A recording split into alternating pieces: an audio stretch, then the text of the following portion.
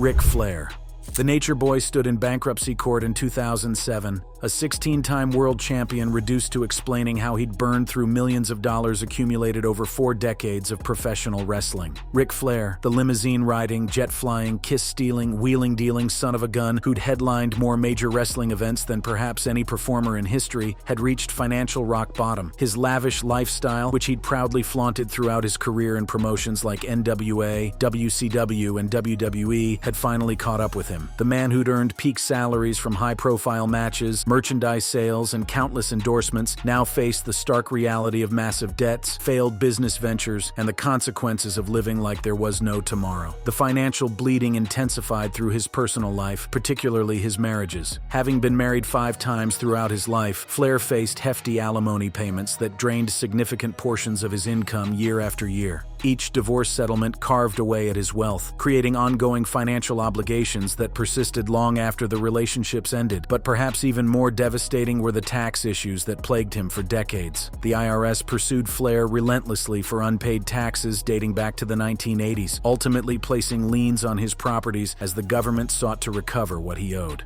Then came 2007, when Flair decided to venture into business beyond wrestling. He launched Ric Flair Finance, a loan company that seemed poised to capitalize on his famous name and decades of celebrity status. For a brief moment, it appeared the Nature Boy might have found a way to leverage his brand into sustainable post-wrestling income. Instead, the company collapsed spectacularly into bankruptcy by 2008, barely a year after its founding. Lawsuits emerged from the wreckage, including one business partner who sued for $115,000, claiming Flair had failed to meet his financial obligations. The failed venture added another layer of debt to an already precarious financial situation. Additional legal troubles compounded his misery. Merchandise companies like HighSpots.com filed suit against Flair for unpaid loans approaching $70,000, alleging he'd borrowed money with no intention or ability to repay. The aftermath of Flair's financial collapse forced him to continue wrestling well into his 70s, partly out of passion, but primarily out of necessity. The retirement matches, comeback tours, the independent appearances all served the dual purpose of keeping Flair in the spotlight while generating income to chip away at his mountain of debt. As of 2025, he relies heavily on personal appearances, endorsement deals, and convention signings while managing ongoing health issues and continuing his financial recovery.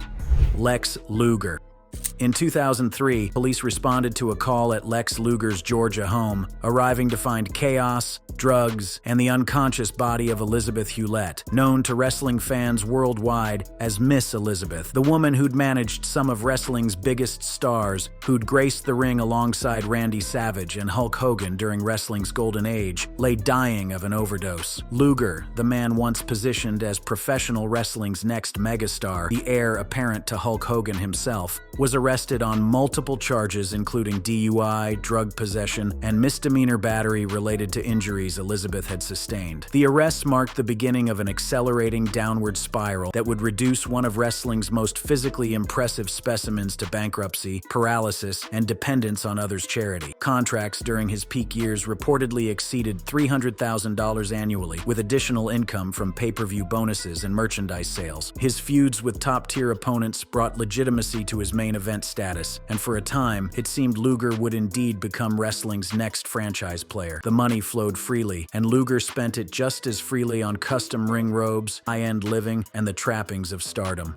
But the 2003 arrests devastated both his reputation and his bank account. Legal fees mounted rapidly as Luger defended himself against multiple criminal charges stemming from the incident at his home. Though he wasn't directly charged in Elizabeth's death, the investigation implicated him in the events leading to her overdose, and the wrestling industry largely turned its back on him. Bookings dried up almost immediately. No promotion wanted the public relations nightmare of employing someone associated with such a tragedy. Fines from his criminal cases added to his financial burden, and without steady income, Luger's savings evaporated at an alarming rate. Then, in 2007, disaster struck again, this time physically rather than legally. Luger suffered a severe nerve impingement that left him temporarily paralyzed, his once powerful physique reduced to immobility. The medical emergency required extensive rehabilitation, physical therapy, and ongoing care that generated massive healthcare costs. For a man who'd built his entire career on physical prowess, the paralysis represented both a personal tragedy and a financial catastrophe. By this point, Luger had no regular income from wrestling, no savings to draw upon, and mounting medical bills that seemed impossible to pay. His bankruptcy petition, filed during this nightmarish period,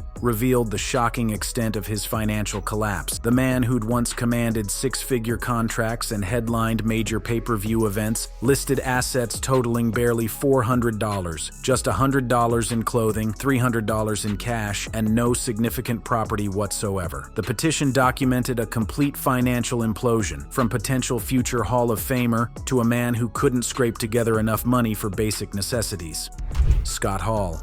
Scott Hall's journey from millionaire main eventer to penniless addict represents one of wrestling's most tragic downfalls, a story of demons that no amount of money or fame could silence. Hall's bad guy character in WWE, the gold chain-wearing, toothpick-flicking Razor Ramon, made him a star in the early 1990s. His subsequent jump to WCW and role in the NWO faction, one of wrestling's most successful storylines ever, elevated him to superstar status. Contracts during his peak years reached approximately $1 million annually, with additional bonuses from high-profile events like WrestleMania and Monday Nitro. The money poured in, and for a while, Hall seemed destined for long-term success both in and out of the ring. But beneath the swagger and success lurked trauma that Hall had never properly processed. In 1983, years before his wrestling fame, Hall had been involved in a self-defense shooting that left another man dead. Though legally cleared of wrongdoing, the incident haunted Hall for the rest of his life. He turned to alcohol, pills, and drugs to numb the psychological pain, developing substance abuse issues that would ultimately destroy his career and nearly kill him multiple times. The addictions led to erratic behavior, missed bookings, and eventually termination from WWE in 1996 and WCW in 2000. Each firing cost him millions in potential future earnings. Legal troubles accumulated alongside his addiction issues. Multiple arrests for DUI,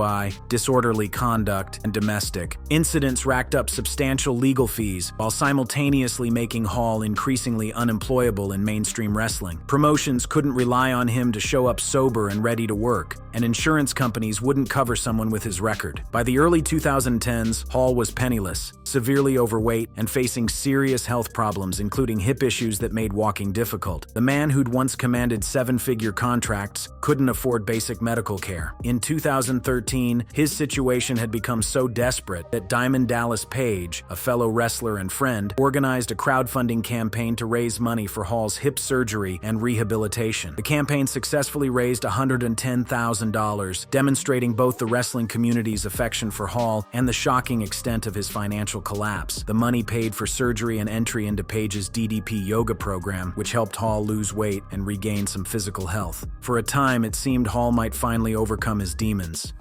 Perry Saturn. In 2004, Perry Saturn intervened when he witnessed an attempted rape occurring on a street, a decision that demonstrated his character but changed his life in the worst possible way. The assailant shot Saturn twice, the bullets lodging in his neck and shoulder, causing chronic pain that would plague him for years. The shooting itself was traumatic enough, but the aftermath proved even more devastating. To cope with the constant physical agony, Saturn turned to methamphetamine, beginning an addiction that would spiral completely out of control and ultimately leave him homeless, penniless, and nearly dead. Saturn had built a solid mid-card career through the 1990s and early 2000s, working in ECW, WCW, and WWE as part of successful tag teams and factions like the Radicals. His technical wrestling ability and willingness to work a hardcore style made him valuable to multiple promotions. During his peak years, Saturn likely earned between $200,000 and $400,000 annually through his various contracts, title runs, and appearances. While not main event money, it represented substantial income that should have set him up for financial security after wrestling. Instead, 2004 shooting derailed everything he'd built. The methamphetamine addiction consumed Saturn completely. What began as pain management transformed into full-blown dependency, with Saturn using increasingly larger amounts to achieve the same relief and escape. His savings evaporated as he spent everything on drugs, unable to work and unwilling to seek help. By his own later admission, the addiction destroyed his self-worth. self-worth, his relationships, and his connection to reality. Saturn had been released from WWE in 2002 due to injuries and backstage issues, meaning he had no steady income when the shooting occurred. Without wrestling contracts generating revenue, he had nothing to fall back on when medical bills and drug costs depleted his accounts. The consequences escalated beyond anyone's worst nightmares. Saturn became homeless for over 2 years, living on the streets while battling both his addiction and the effects of traumatic brain injury from years of hardcore wrestling matches. Chronic traumatic encephalopathy, or CTE, compounded his problems, affecting his judgment, impulse control, and mental health. The combination of meth addiction, untreated chronic pain, CTE symptoms, and homelessness created a downward spiral that seemed to have no bottom. Friends from the wrestling industry lost track of him, assuming the worst. Saturn had essentially disappeared from public life, becoming another cautionary tale of a wrestler who couldn't escape the damage the business had inflicted. By 2011, Saturn described himself as having lost all sense of self-worth, unable to see any path forward or reason to continue living. He'd exhausted every resource, burned every bridge, and fallen so far that recovery seemed impossible. But somehow, through intervention from friends and his own determination, Saturn entered rehabilitation and began the long, difficult process of getting clean. Joey Mercury.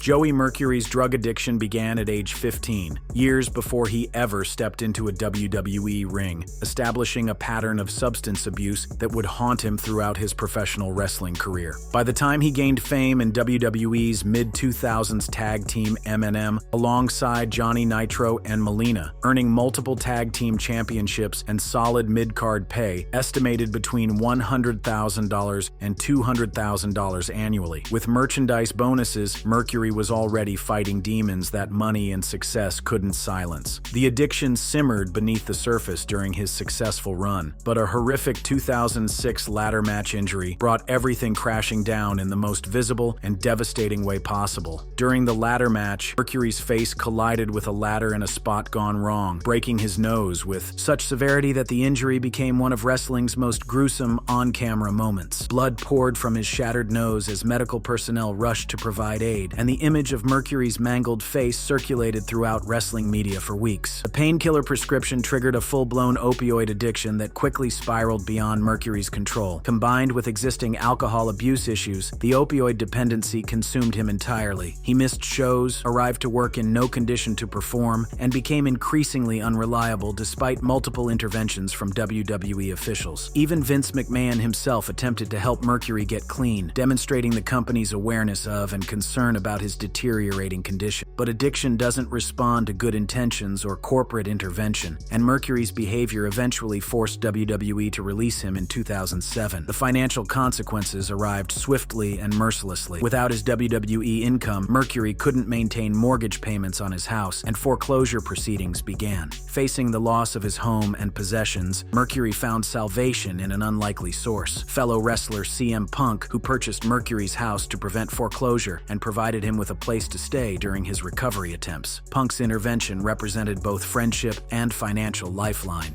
giving Mercury a chance to get clean without the additional stress of homelessness. The gesture highlighted the bonds formed between wrestlers and the support systems that sometimes exist within the industry. But recovery from addiction rarely follows a straight line. And Mercury relapsed multiple times despite the support around him. Each relapse cost him opportunities, deepened his debts, and pushed him closer to complete financial ruin. He accumulated debts beyond just the mortgage that Punk had rescued, missing work obligations, and burning through any money he could access to feed his addictions. Mercury later spoke candidly about how his substance abuse nearly cost him everything: his career, his finances, his relationships, and ultimately his life. Marty Jannetty.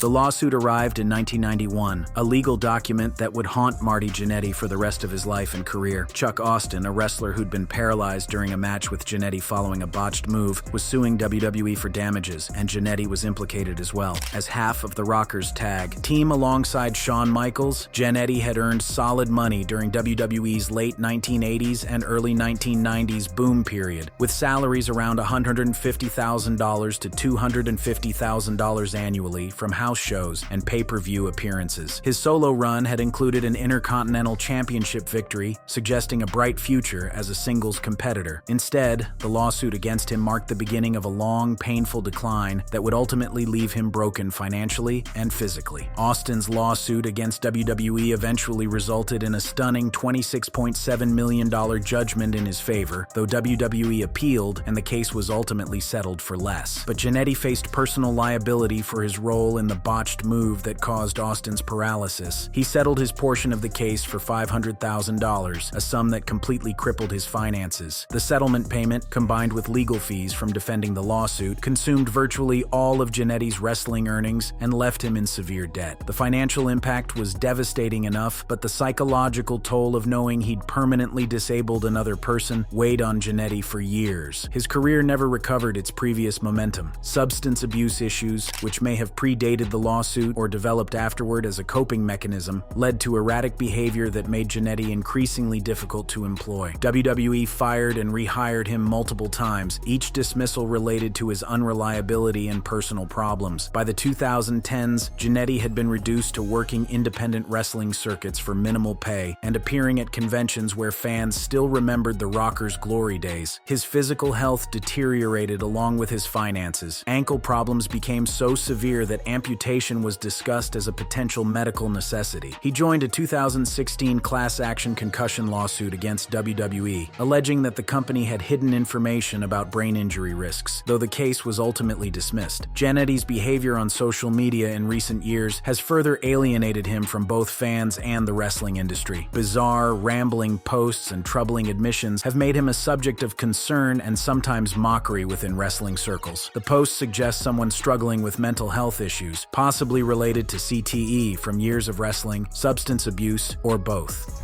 Virgil.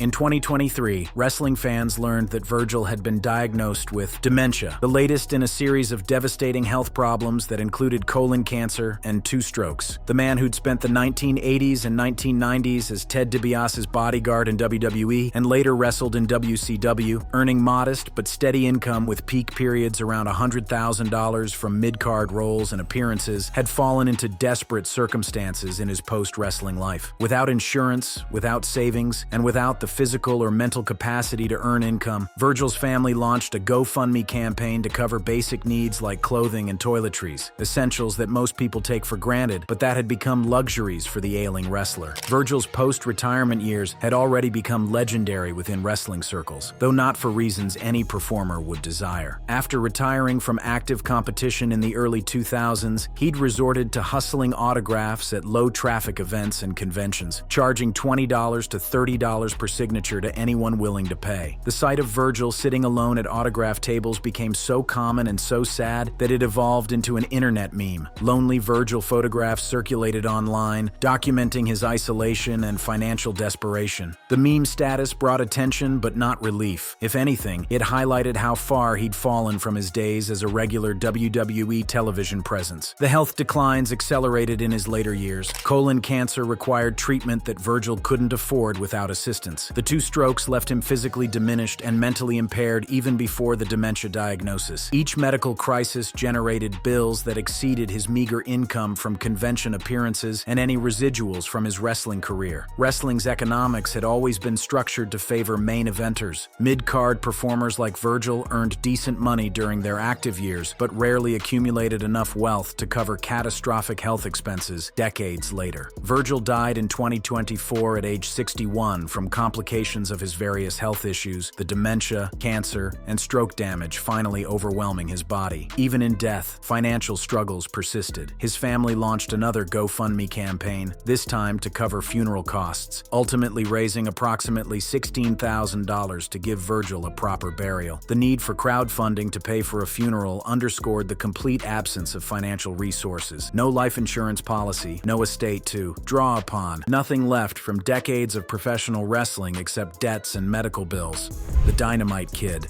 Tom Billington revolutionized professional wrestling with his high-flying, hard-hitting style that influenced generations of performers who followed him. As one half of WWE's British Bulldogs tag team and a massive star in Japan during the 1980s, Billington earned top international pay, often $25,000 per major match, with annual earnings reaching six figures. His innovative moveset and willingness to take incredible risks made him a draw wherever he performed, and the money reflected his value to the industry. The injuries accumulated faster than Billington could recover from them. Wrestling in an era that valued toughness over safety, he worked through pain that would have sidelined most athletes, refusing medical treatment that might have prevented permanent damage. Untreated back injuries from brutal matches and countless high-impact moves degraded his spine with each passing year. By 1996, his body could no longer continue, forcing retirement at a relatively young age. But retirement brought no relief. Instead, Billington's condition worsened dramatically as the accumulated damage manifested in increasingly severe symptoms. In 1997, just a year after his retirement, Billington became paralyzed from the waist down due to severe spinal damage from decades of wrestling. The paralysis was permanent, condemning him to life in a wheelchair and making him dependent on others for basic daily activities. Medical bills for care and equipment mounted rapidly, but Billington had no steady income and had not saved adequately during his earning years. His substance abuse issues, which had been present throughout his career,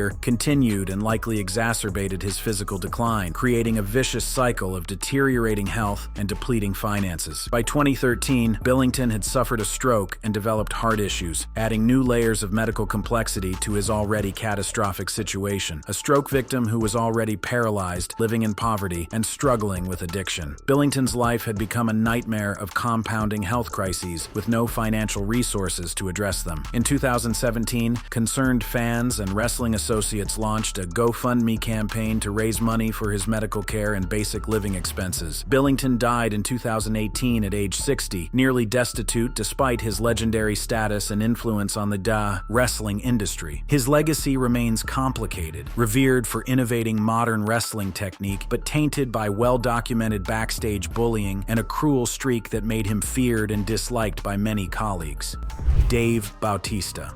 In 2010, Dave Bautista walked away from WWE at the height of his earning power, having dominated the company as a multiple-time world champion who commanded up to $1 million or more annually from main event matches and early film roles. He quit wrestling to pursue acting full-time, convinced he could replicate or exceed his wrestling success in Hollywood. What followed was 3 years of professional rejection, financial devastation, and near homelessness that brought one of wrestling's most physically imposing stars to the brink of complete ruin. Bautista later admitted to starving, losing everything, and facing bankruptcy and home foreclosure during this period, stubbornly refusing to return to wrestling until he'd proven himself as a legitimate actor. Hollywood proved far less welcoming than Bautista had anticipated. Auditions led nowhere, roles didn't materialize, and the money stopped flowing. Without his WWE income, Bautista couldn't maintain his previous lifestyle or even cover basic expenses. His savings evaporated as months of unemployment stretched into years. Foreclosure proceedings began on his home as he fell behind on mortgage payments. He faced the very real possibility of homelessness, a shocking reversal for someone who'd been a world champion just years earlier.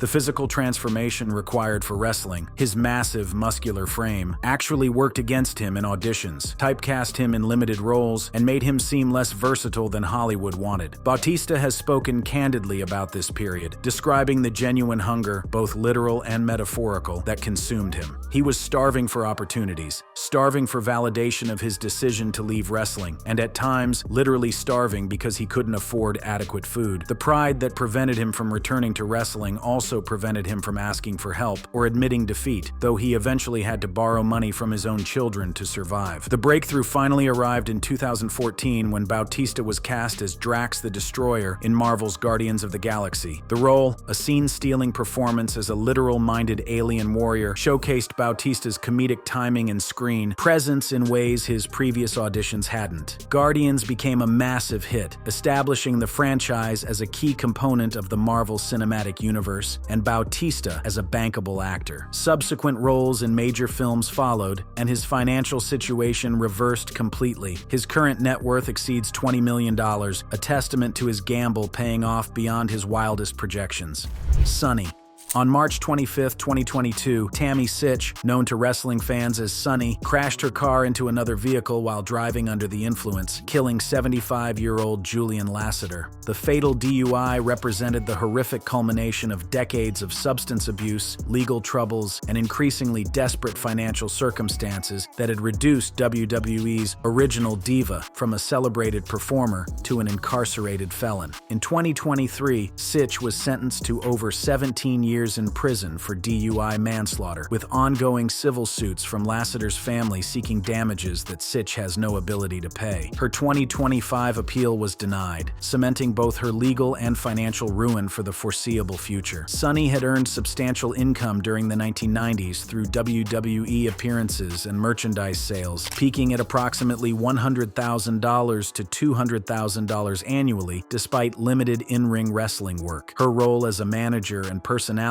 made her one of wrestling's most recognizable faces during the industry's boom period, and her popularity translated directly to financial success. For a woman who rarely wrestled actual matches, her earning potential was remarkable. But even during her peak years, warning signs of the troubles to come were visible to those paying attention. Excessive partying, substance use, and unstable relationships that suggested deeper problems beneath the glamorous surface. The legal troubles escalated dramatically in 2012, when Sytch was arrested 5 times for DUI-related offenses in a single year. 5 arrests in 12 months demonstrated both severe substance abuse issues and complete disregard for the legal consequences of drunk driving. Each arrest generated legal fees for defense attorneys, court costs, fines, and eventually mandatory rehabilitation expenses. The mounting legal obligations consumed what remained of Sytch's wrestling earnings, while simultaneously making her increasingly unemployable in legitimate wrestling promotions. Her reputation shifted from pioneering female performer to cautionary tale about addiction. The civil suits following Lassiter's death add another layer of financial devastation to Sytch's circumstances. His family's lawsuits seek damages for wrongful death, and while Sytch will presumably never have the assets to pay a judgment, any future earnings could be garnished indefinitely. She also owes approximately $6,643 to the state of Pennsylvania for various fines and costs, a relatively small amount that nonetheless remains unpaid because she has no means to pay it. The 17-year prison sentence means Sytch will be in her 70s before release, having spent her final potentially productive years incarcerated. Thanks for watching. Check out other cards on the screen.